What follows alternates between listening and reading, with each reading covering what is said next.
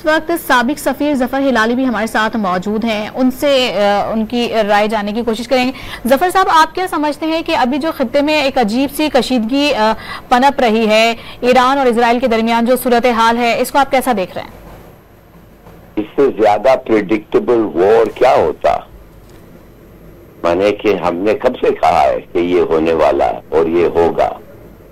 आप अगर कुछ एक्स के पढ़े तो आपको पता चल जाएगा कि मैं तो ये कहता रहता था, तो बल्कि 2 दिन पहले सब पक्का हो गया था जब ट्रैवल एडवाइजरीज हो गए थे। पता नहीं क्यों लोग समझते नहीं है। और जब फलस्तीन का मामला शुरू हुआ और जब मुसलमान की दुनिया जो है वो अलग हो गई, फलस्तीनों पे बट गई, तो that became even more obvious कि उनके दुश्मन बटे हुए हैं।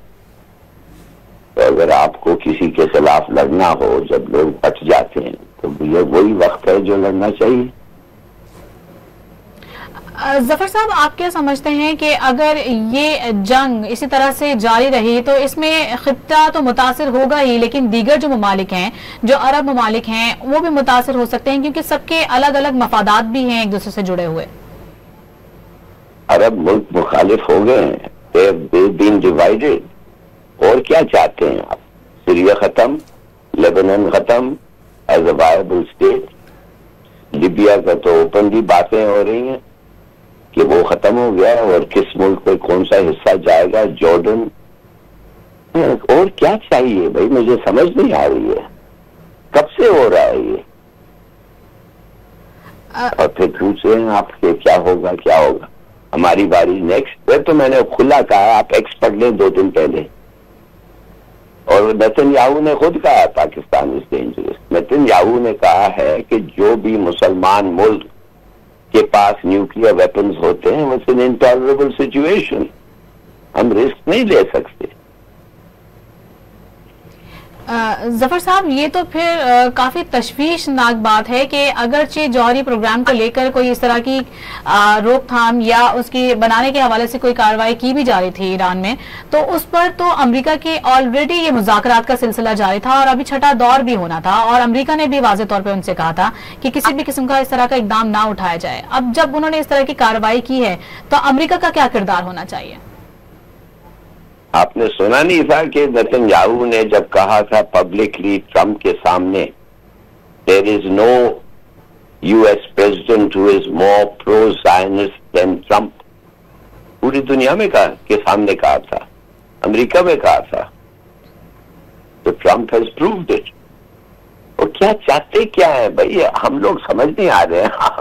आपको क्या लिख के देना चाहिए? वो क्या कहा था क्लिंटन ने पुतिन को, जब पुतिन ने कहा उसको कि तुमने येल्सिन को वादा किया था, अमेरिका ने, नॉट क्लिंटन, येल्सिन को वादा किया था कि कभी यूक्रेन नेटो का मेंबर नहीं बनेगा और नेटो हमारे बॉर्डर्स तक नहीं आएगी, और तुमने अब 21 और मुल्क 11 और मुल्कों को नेटो में लेके ये क्या हो रहा है? उसने कहा कि did I give it to you in writing?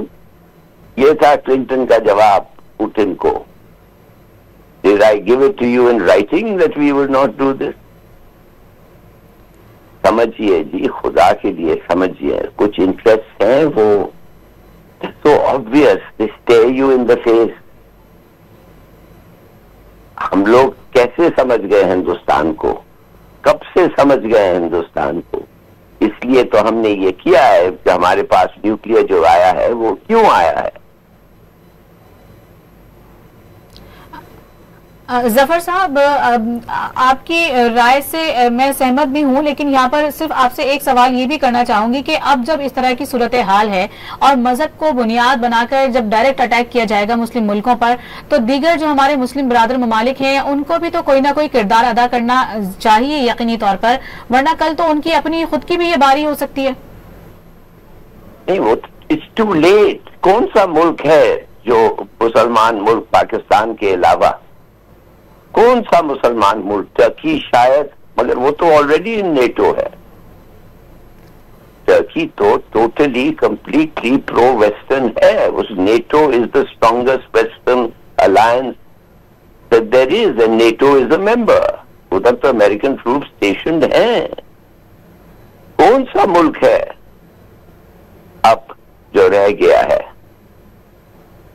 जो कुछ थोड़ी सी दिक्कत दे सकती है वेस्टर्नर्स को, अमेरिका को? और एक ही मुल्क।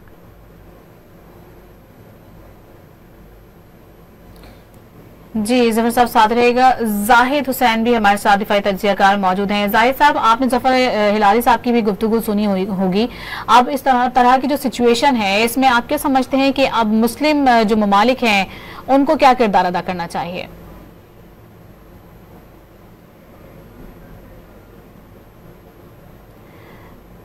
राब्ता करने की कोशिश करेंगे। अपने नाज़रीन को बताते चलें कि इजराइल की जानिब से मुतादिद फ़ज़ाई हमले किए गए हैं ईरान पर, और उसमें उन्हें नाज़रीन को बताते चलें कि वहीं ईरान ने भी इजराइल पर ड्रोन हमले कर दिए हैं। इजरायली फ़ौज के मुताबिक 100 से ज़ायद ड्रोन ईरान की जानिब आए थे।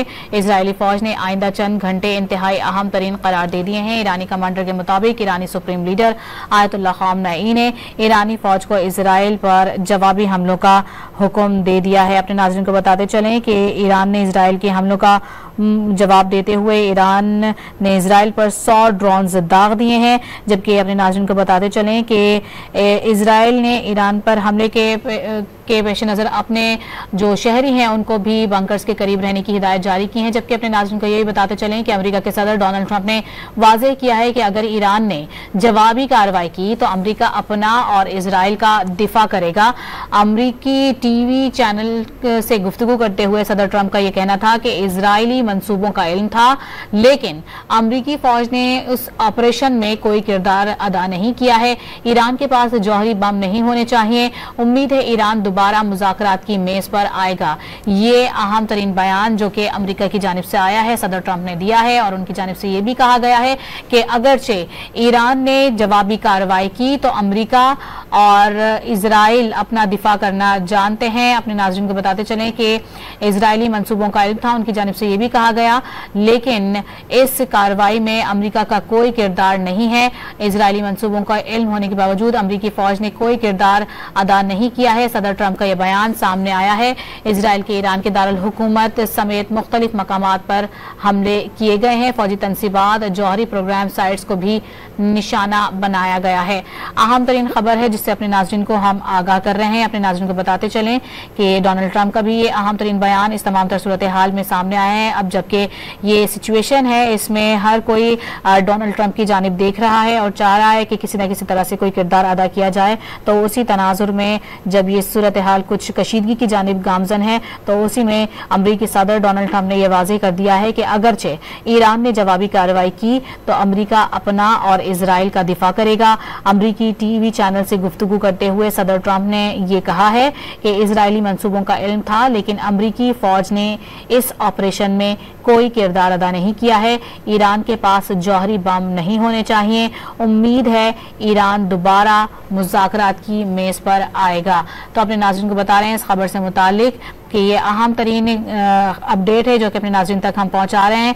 इजराइल ने ईरान में दर्जनों मकामात पर फ़ज़ाई हमले किए हैं। तेहरान के शुमाल मशरिकी इलाकों में धमाकों की जोरदार आवाज़ें भी सुनी गई, जिसमें अपने नाज़रीन को बताएं कि शहरी आबादी को भी नुकसान पहुंचा है, कुछ इमारतों को भी नुकसान पहुंचा है और कुछ शहरियों के जख्मी होने की भी इत्तलात मौसूल हुई हैं। और जबकि इजरायली वज़ीर आज़म नेतन्याहू ने यह कहा है कि इजराइल की बका के लिए ईरान पर यह हमला ज़रूरी था।